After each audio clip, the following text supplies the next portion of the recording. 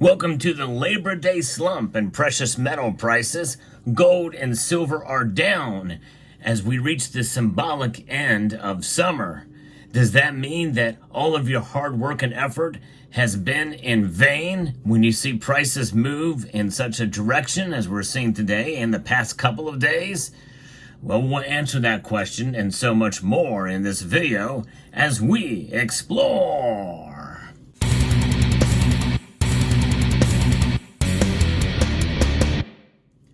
It is Labor Day. I want to wish you all a very happy Labor Day. I think it's quite fitting to some degree to talk about gold and silver and how they represent work. But you know what else represents work? This. And we work hard for these. These are fiat dollars that we see right here. Why do we call it a fiat dollar? Well, it's because it's by government decree, by legislation that's created the Federal Reserve Act of 1913. This note has lost a lot of value over the years. In fact, about 98 to 99% of value since 1913. And when we think about wages and when we think about inflation, well, they are mismatched right now. They're off kilter. Wages are not keeping up with inflation in spite of what the politicians tell you. In fact, how do we measure inflation? Well, the official numbers from the Cook the Books Club say it's one thing, but we really all know it's something else. It's higher than the 2.9% that they say. We're going to see numbers come out in the coming weeks, and I think that will probably likely mean that gold and silver will have a little bit of a turnaround. So there's a little bit of hope here, but we are seeing a slump. In fact, on this Labor Day, the markets are closed, and they've been closed for a while because they weren't open in the United States because of the federal holiday. Yea, though, they were open in Asia and in Europe. And here's how it ended today. Gold has barely been able to hold on to $2,500. It's down only marginally. Down 0.17% gold has dropped today. Down $4.20 to $2,500 and a dime. That's it.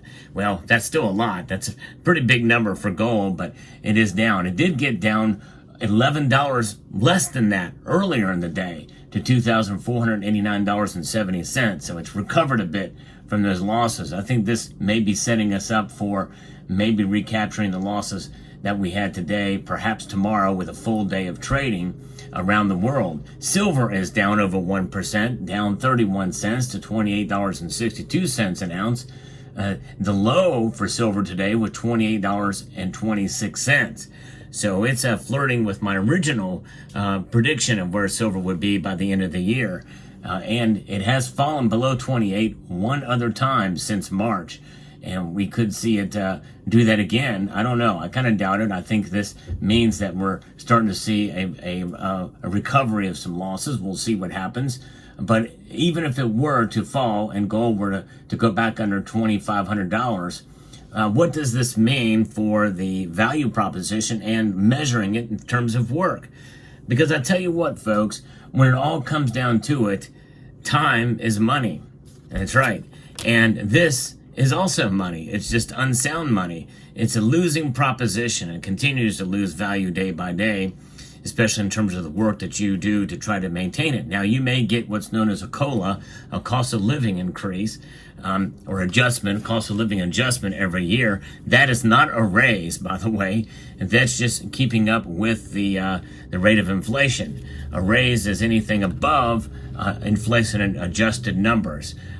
So that's a measure of work that you do. Sadly, we live in a world where we have to think about things in terms of dollars. It's a way of thinking that's kind of ingrained in us. Changing that psychology, a paradigm shift of thinking and measuring our work in terms of ounces is a foreign concept to even many of us who like to think in that regards. All of the silver and gold that you see here before you was bought when the prices were lower than where they are at, even right now. So what does this mean? Have I preserved my work effort by having this in my stack, in my portfolio, if you will, if you want to use the fancy investment term? It has not changed the fact of the value of these because they have the intrinsic value. Gold and silver have value that extends beyond price. However, price matters greatly if you need to sell your gold and silver. Now, notice how I use the word need. I had a member of this community tell us that they have had to sell their silver to make ends meet financially, which means they didn't have a buffer of these, so they didn't have to sell their stack. If you need to sell your gold and silver, that's what it's there for. It is a savings vehicle. It is an insurance policy. But at all costs, we should try to have enough of these as a buffer so that we don't have to sell these. And that is the ultimate goal. It's the ultimate way to prepare. This is a savings of last resort. It has value that extends beyond price, but the only way to measure that value right now is by the price. The price that you pay when you buy it. That's the most important, because you're putting in your hard work and effort in there to be able to obtain these. But then the next important, maybe even more important, maybe equally as important when you think about it, is the price you get when you sell it. And that is the time when you experience a loss or a gain.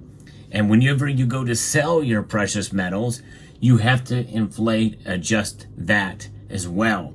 Because let's say I bought this for $8 back in the early 2000s, and I sell it now for $30 maybe, because it's a old school Libertad. I might get a little bit more for it now.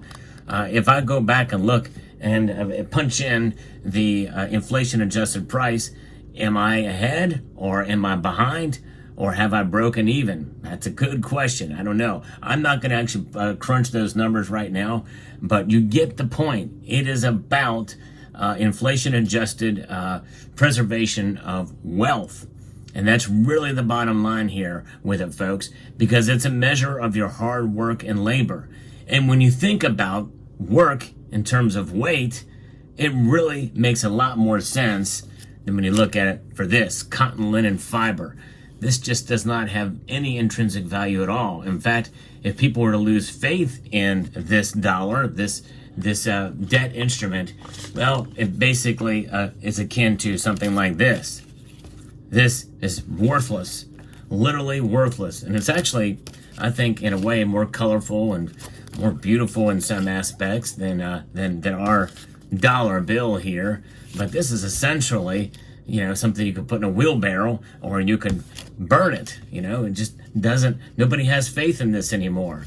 From Venezuela, they've experienced a hyperinflationary crisis in that nation, and that's where they're at. However, if they have gold and silver in that country, no matter what image is stamped or struck on the piece, they indeed hold their value. No matter what the denomination is, no matter what kind of reset has occurred with some of their currencies, even if it's been demonetized. Well, you can't demonetize money, sound money that's survived millennia.